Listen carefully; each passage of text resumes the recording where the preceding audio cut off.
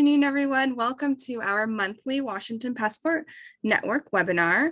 My name is Donna Quach, and I have the pleasure of serving as the Washington Program Manager for the Washington Passport Network, and really excited for all of you to join us for an interactive webinar. As you might notice, this webinar is set up a bit differently. Instead of our webinar format, we're having it set up as a meeting because it is going to be interactive. We have some activities lined up, doing some small breakout rooms with some role-playing activities. So hope you are all prepared to participate as much as you can in their small groups.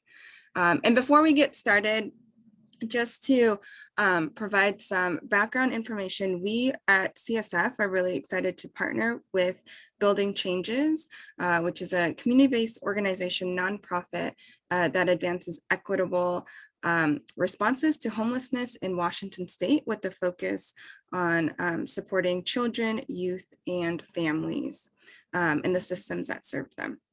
And if you like to learn more about Building Changes, I'm dropping a link to their website in the chat. And again, for this webinar, it's specifically focused on a project that's powered and built by the Building Changes team. It's focused on the Youth Ascend Washington Webtool.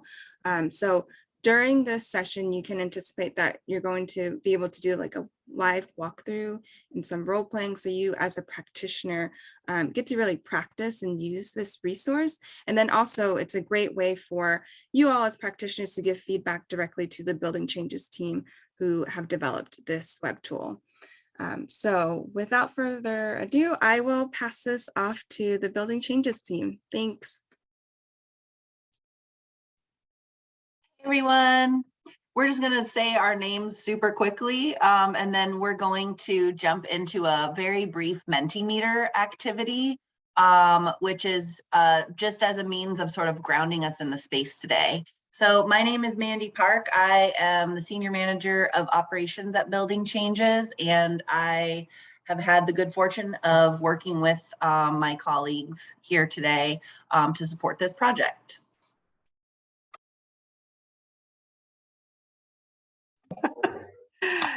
Afternoon all. My name is Samie Iverson. I use she, her pronouns. I work for Building Changes as a Senior Manager of Education Strategy.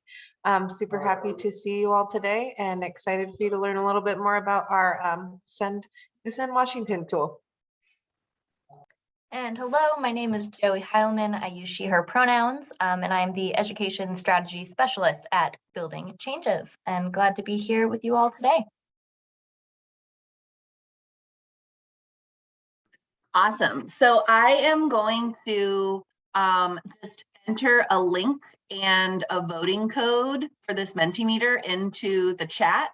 And then I'm going to share my screen so we can all sort of anonymously see each other's responses to this prompt.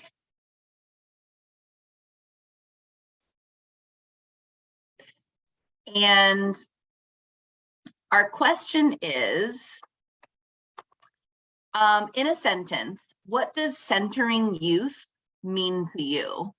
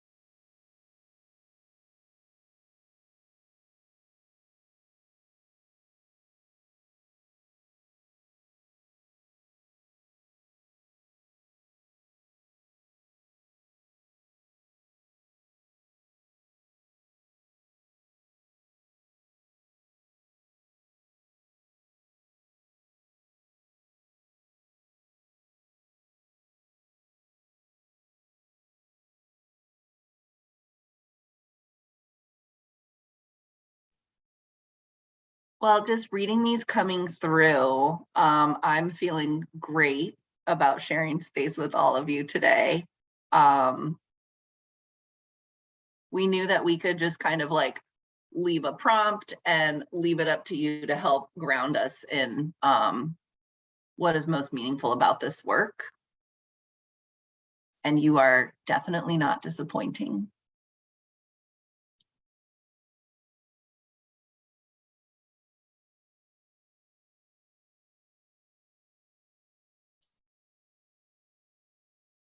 This is awesome.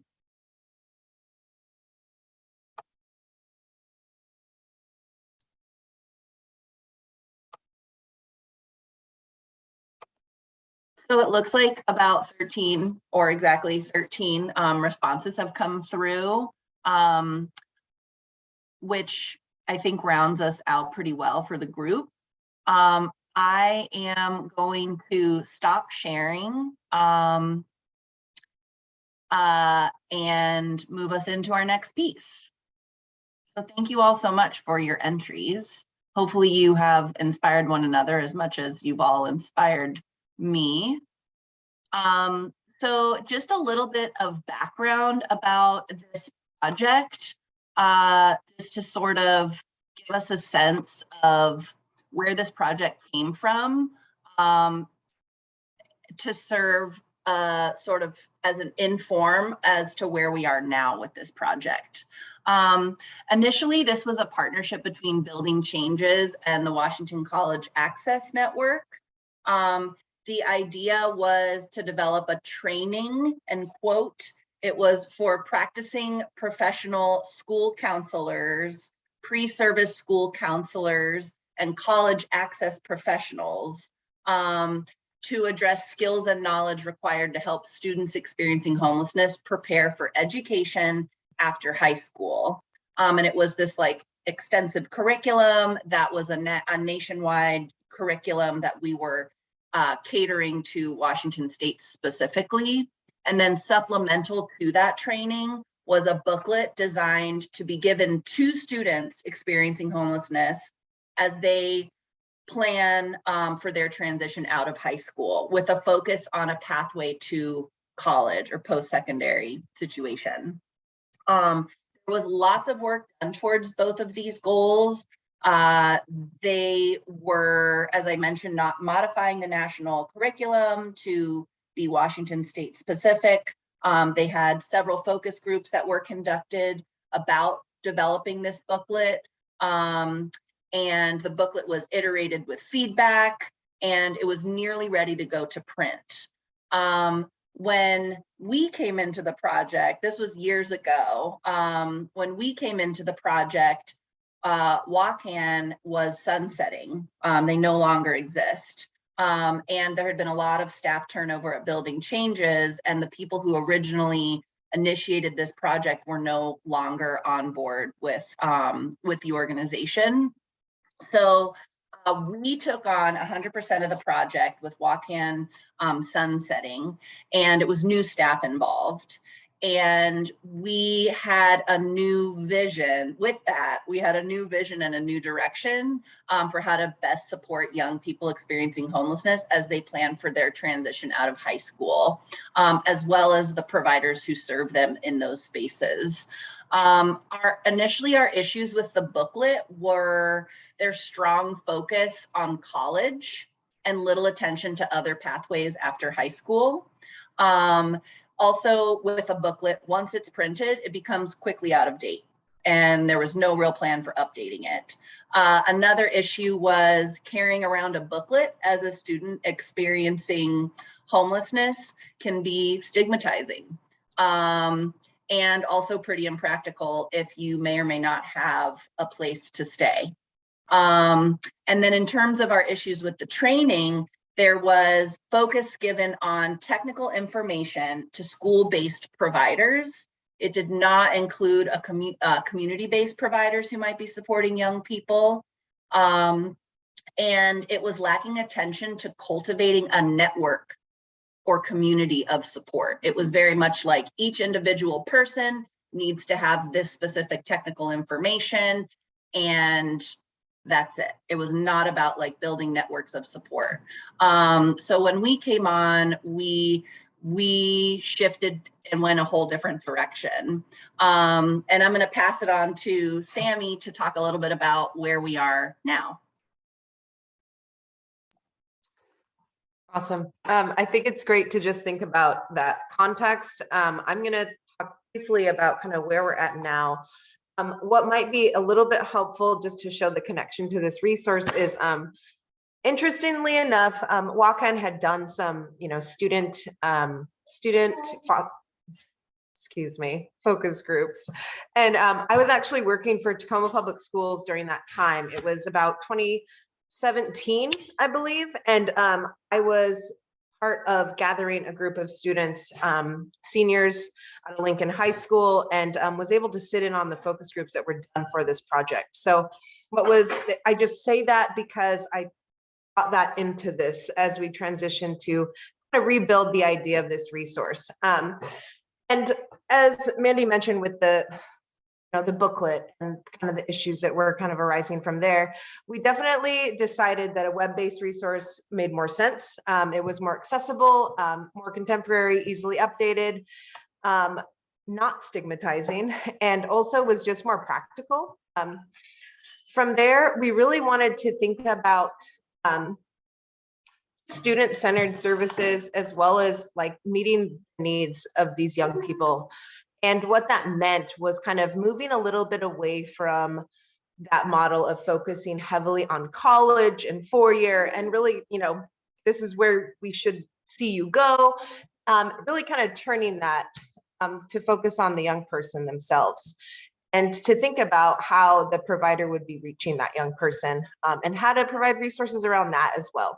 So with our kind of web-based tool approach, we really wanted to combine a couple things. So we wanted to support providers by consolidating relevant resources as they're working with young people experiencing homelessness. We also wanted to support young people experiencing homelessness or housing instability directly. We wanted to do that by centering youth, centering their needs, priorities, and interests, and just try to exemplify and model positive youth engagement for providers using the web tool alongside a young person.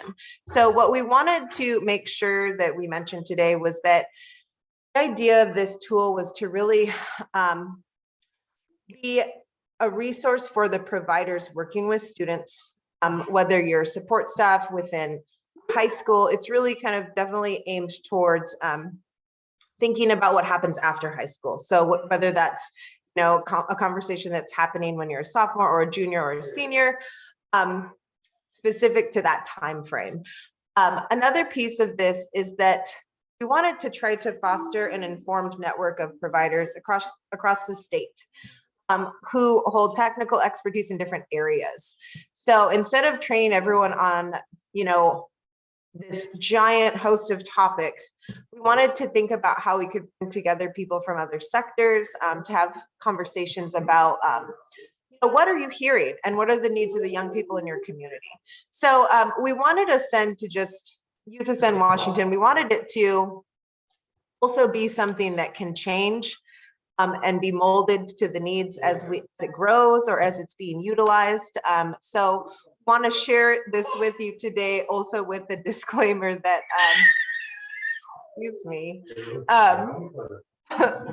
sorry, interruption over here. We wanted to share with the disclaimer that this is a work in progress. So it is web-based, so we have the capacity and time as it's web-based, we have time and capacity to cultivate it to best meet the needs of providers. We also are working with the web designer still and are able to make those adjustments, additions as we go. That isn't for an indefinite amount of time. So we're just kind of letting this resource be out there, let it breathe and see kind of what it could change into and become. But what we really just want to keep focus on today is that it was built to really center youth in the way that you all have captured in our check-in, and really think about how we don't just map one pathway that happens after high school, but that we're really considerate about what's going on with the young person, as well as, you know, the many, many directions that that young person may want to take and how we can support them the best we can. Sorry if that was rushed a little bit. I'm just really excited about getting to our activity where you all get to really explore the resource more. And I'm going to take a pause and transition this back to Joey. You'll get more time with the actual resource and also with your colleagues that are joining you today. All righty. So like Samie said, we are going to jump into an opportunity to explore the tool itself. So I have breakout rooms set up and I will open them up shortly. And then from there, I'm going to drop this link for some vignettes, as we're calling them, to help guide your exploration of the tool today. So here's that link. And how this is going to look is I'll put you into your breakout rooms. You can read over the vignette. We're going to say, I think I said odd numbered rooms will do the first vignette and even numbered will do the second. And then you're going to identify who's going to be playing each role. So there's going to be a young person described in the vignette. So somebody in your group will embody that young person. Feel free to add in more details about their life as you feel comfortable and see fit for the situation. There will be a provider supporting the youth, and you can decide what role that provider is. Maybe it's the actual role you play at work. And then somebody who's going to kind of take notes throughout the situation or throughout the scenario to figure out like how it's going and kind of what's working and how it's feeling for everyone. And that scribe can also kind of play in the role of that provider as well. You know, feel out what is comfortable for you. And there may be a fourth person if anyone joins, or it looks like maybe I need to rearrange a little bit here, but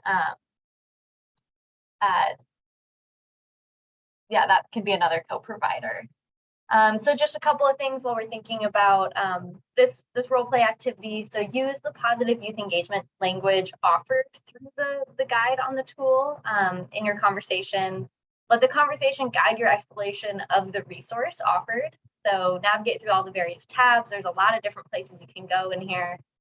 And then the scribe can document how it's going, like observations, challenges, success, questions. And you should also be able to share screen in the group. So if as the provider, you want to pull up your webpage and kind of click through as if you're really sitting with the student showing them the webpage, like by all means, please do. And we're going to join back at about 2:45. So let me do one quick room adjustment here. Just a quick comment to add on to what Joey's saying. So just to set your expectations, as she said, we will be coming back and we want to hear from those of you who have played the student. We want to hear a couple reflections out, kind of how it went for you being the student, navigated through that resource. And because of time, we would also love to hear from provider, anyone who's playing a provider, but we may not have time for that.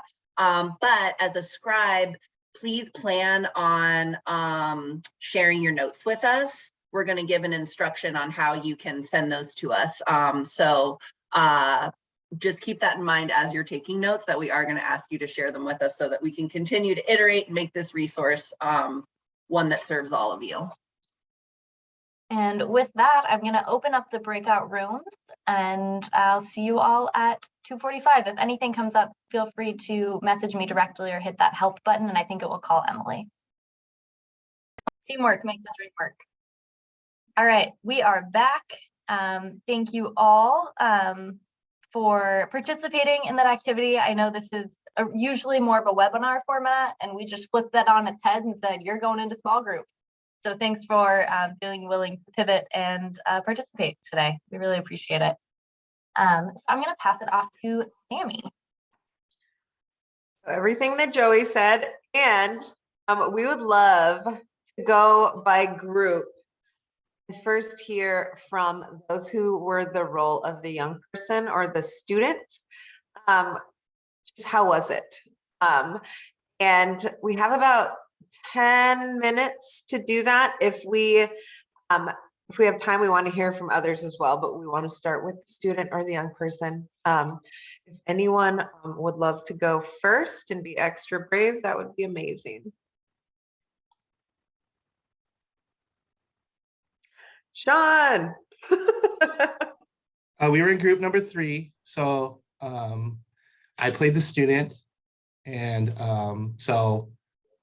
what I found from the student perspective is Rosemary was the provider. And I thought she did a really good job of like finding things from like that I said, or from the vignette, like really quickly, which I was surprised. And I was kind of glad I wasn't the provider, because I don't think I could have found the stuff as quickly, she was pretty organized with it too, and made sure she hit everything up in there. And I could see how this will be a very helpful tool to me in my work, because I do feel sometimes isolated by my college resources. And I know there's much, more things that I can offer the students, but sometimes it's a matter of they're all over the place, and having things in like a condensed area, this tool will be more helpful. But we'll have to like play with it a while first. I don't think I could be as quick as Rosemary was. I'm just going to say that. I was impressed. Is there any questions that you have for our group or anything? That was perfect. Okay. Sean, that was exactly what we were hoping to hear. And it sounds like Rosemary should maybe be invited to whatever we do next with Ascend, so she can model how to be the best provider there is. He's like, oh, Sean. Right. So we got rooms 1, 2, or 4, right? 4 rooms total. Any other student willing to share with the group? I can go next. I was with room 1, and we did Vinit V. It was a good exercise. I think Sherry did a good job of asking follow-up questions to get more information, because I was trying to give her a little bit hard time. The website, as a student looking at it, as thinking of like, if I'm a young person, if I run across this website, it's not very intuitive, and like, except if I'm not on the first page. If I got a link to one of the other sub pages, then I would not be intuitive to be like, okay, this is what I need to find, this is where I could go. But Sherry, also as a new person to the website, she did a good job of trying to find where things are and explaining how we could go there and how we could access other resources. Yeah, that was my experience with the website. I love the feedback, and I think that, like, just to put it out there, like we said, this is totally a work in progress, and we need to hear things that felt like they're working, things that weren't, in hopes to just make this tool something that is accessible, that is more intuitive. So thank you so much for sharing that.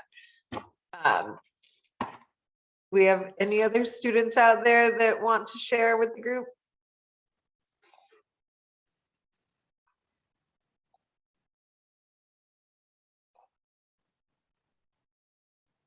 I also want to mention in the chat, we had Juliet say that ditto. So many great resources. So what about, not seeing any students jumping up here, but what if we, what about the provider role? Would anybody want to share kind of how it felt to, be kind of in that driver's seat with this tool? It looks like Vivian unmuted, so I'm not sure if she's looking to share. Also, hey Vivian, good to see you. Well, and I was kind of in an interesting role, because I said, can I play like that observer, since I just talked for 3 hours. And Emily, Juliet, Sunita, jump in here. I really agree with Dawa, that it's not intuitive. There were some things that came up right off part of it was like just the way we're doing this exercise.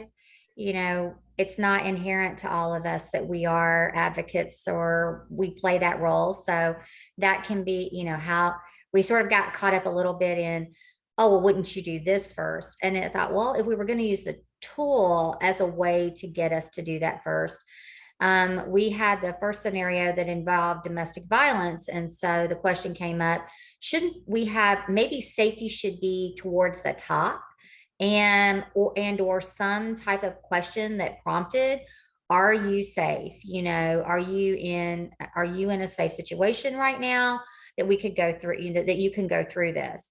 Or do how can we get your information? Something that's prompting if a person is using the tool to work with another person versus being the person actually a student using the tool. So that was one of the things that came up for us. The other was the material. Once you kind of get, like, we clicked on housing. Once you got into housing and like you clicked on housing by county, it gave us demographics, but it actually didn't give us resources. And so maybe we just didn't know how to look for it. Right. But I think that would be the goal. And you would lose me at that point. I would be like, okay, let me try to go back and see if I can't find some other way that this is going to get me to housing resources. So what else, Emily, Juliet, Sanita, that we uncovered? Yeah, one thing that comes to mind for me is just like sort of the train of thought, like approaching this from a resources standpoint, like a physical thing, like as soon as someone says, this is what I'm dealing with, and sort of going to that. So maybe if there's a way to incorporate like some basic ways to support first and things to think about and validate experiences, which I think Juliet did a great job. She was the provider on our team, but I just noticed that maybe some people might not automatically be thinking that and pairing that with that, tangible support and resources, like that fix it sort of response, because I think part of it is just holding space. So that was one thing that I was thinking about, and I really like the examples. I thought they were really realistic as to what students are going through, because they included multiple different issues happening at once, which is what our students are facing a lot of the time. So, as a provider, we have to think about how we sort of prioritize, or how we ask a student like what they want to prioritize first. So I thought, encouraging us to practice how we do that, how we approach that, was really helpful. The only quick thing I'd add is, in addition to what Vivian was saying, if there is something at the very beginning when you log on that is emphasizing safety, maybe there's like, are you in danger? If so, hit this button and Right. to a crisis line right now, rather than having to do any digging at all. And then if not, then they can keep going and proceed with their search. I love that idea. I think that it's like a step further than we were able to get when we were kind of in that design process or whatnot. So the idea was really to like sequence the website to start with, are your basic needs being met, right? So this idea that like sometimes we jump to focus on like, what college are you going to? Where's your information at? So it was to take a step back from there, but I love like that suggestion from your group to just really be so explicit and like not even waste a minute. So I think that I would love to speak to the web designer on how to implement something like that, because I think it makes so much sense, and I'm so glad you all are sharing that with us. Feel like, sorry. I just want to say really quick, one simple thing that could be done right away is I noticed if you continued to scroll down under basic needs, you started to see them in order. If you put safety at the top and then you went, and put the other three after that, I think the other three could happen in any mode, but that if you put safety at the top, it prioritizes it, and it would be a simple. Excuse me. Awesome. Totally agree. And that would be even a quicker edit. We got about 1 minute. I feel like I might have seen Rosemary come off mute a little bit ago. I'm not sure. Hello. Hello. Thank you, Sean, for having so much confidence in me. Anyways, I liked the website. It's the first time I've gone to it. So I was just totally navigating it as we were talking. And I would agree about the safety part. Although I have to say sometimes, I mean, it all depends on the student you're working with, but sometimes you need to ask some of those basic questions first to get a little bit of rapport going before you ask the safety question. So I think safety should be first, but you navigate it accordingly, right? To maybe what the student is, the energy they're putting off or whatever. What I really did like about it, having the link to resources, which I didn't look at them too deeply, but I think that's amazing. I've been developing my own live binder that I've wanted to share with students, and this would take its place and it would be automatically updated. It wouldn't be on me to go back and update a live binder, right? And so if somehow like there is a way to say what county you're in, and there may be, forgive me if there is, but like county specific, I'm in Snohomish County, and boom, you get Snohomish County resources. That would be fabulous. The other thing that I really did like about it also is it's kind of like the mini needs assessment. When I meet a new student, I do an intake with them, and those are all the same questions I'm asking. And it's nice to also have that reminder. Because the safety question came up a little bit later in my conversation with Sean, and I immediately went to, oh my God, that should have been my first question. So it was a good reminder. And I think that that's all I've got. Thank you so much for putting this together, because it's going to be an awesome resource, and for asking for feedback. Thank you so much for your feedback. I feel like there's a lot of expertise in this room, and we're really lucky to be able to bring those back to the web designer. And that's the whole goal, is meeting the needs of anyone who may be using this. So thank you. Thank you. We're about to be done, but I want to hand it back to Mandy to close us out for today. Yeah, thanks everybody so much for your feedback. We love to have it. Just please keep it coming.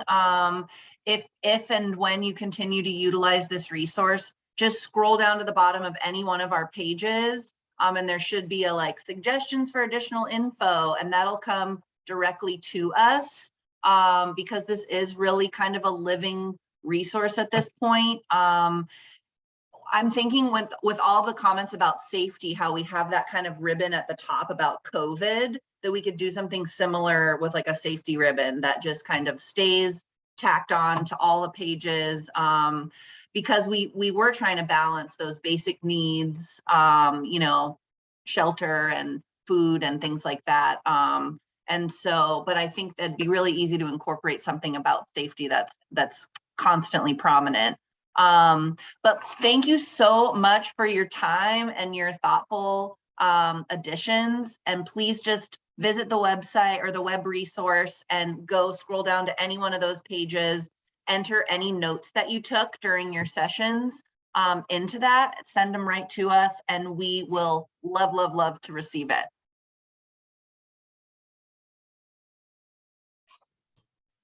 Wonderful.